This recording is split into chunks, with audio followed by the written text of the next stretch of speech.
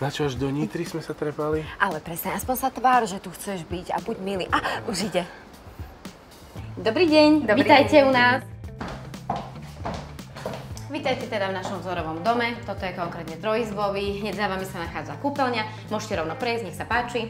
Už? No? Už, nech sa páči, samozrejme. Takže sme v kúpeľni, 9 metrov štvorcových, rozloženie už potom na klientovi. Áno, prosím? Voda nejde. Samozrejme, toto je vzorový dom. Čo to znamená? Že nie je napojený na prípojky, ale dom, ktorý vám postavíme na prípojky, samozrejme pripojený bude. Aha, no, uvidíme.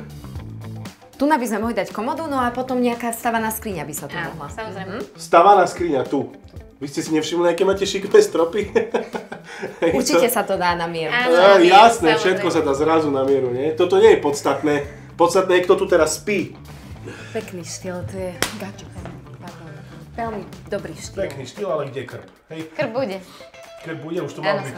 Tak dá sa aj elektrínou však. Ale kde elektrínou, vieš, koľko peniazí to stojí? Prosím ťa, ja nechcem tu drevo, to je... Nie, krb, prosím, prídem, dám drevo, otvorím, horí. Ja nebudem upratovať po tom Ale dreve. však máš robotický vysávač. Poďme pozrieť ešte do kuchyne.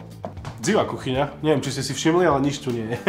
Na čo si ma trepala do Nitry, poďme domov. A čo keby sme to spravili takto?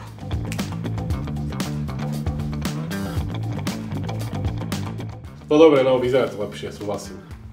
A keď si objednáte dom do konca mesiaca, tak tú linku môžete mať zadarmo. No super, tak sa oplatilo prísť Košic. Vy ste z Košic? No. Lebo tam máme tiež vzorový dom.